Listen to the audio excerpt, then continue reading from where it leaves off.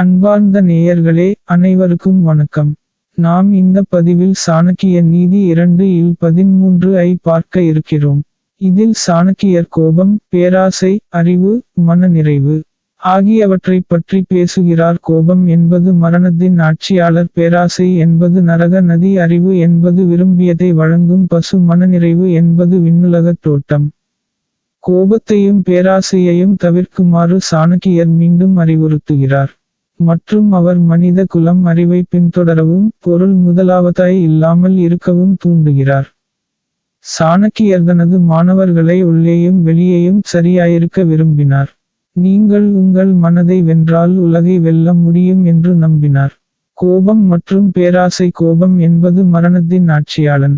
எனவே மரணத்தின் அதிபதியான யமன் விரும்பினால் இந்த பூமியில் இருந்து ஓர் ஆன்மாவை எடுக்க, அவன் செய்ய வேண்டியது எல்லாம் அவனை தூண்டுவதுதான். தொடர்ந்து கோபப்படும் ஒரு மனிதர் மெதுவாய் மரணத்திற்கு ஆளாக நேரிடும். ஏனென்றால் உள்ளே எரியும் கோபம் அவருடைய உள்ளத்தையும் மனத்தையும் பல நோய்களுக்கு உள்ளாக்கும்.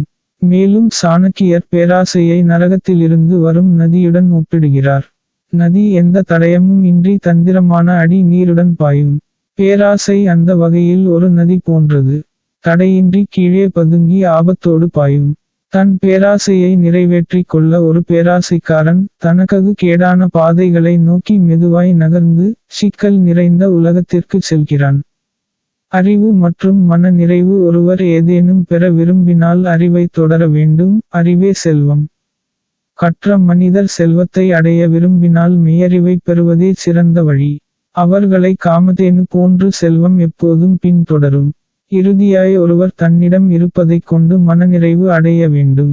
மனநிறைவான ஒருவரின் மனநிலை விண்ணுலகத் தோட்டத்தில் இருப்பது போன்றது. அங்கே அனைத்தும் மிகவும் வளமுடனும் அழகுடனும் இருக்கின்றன. இருப்பினும் உண்மையான அழகு அமைதியான மற்றும் சலனப்படாத மனதில் உள்ளது என்கிறார்.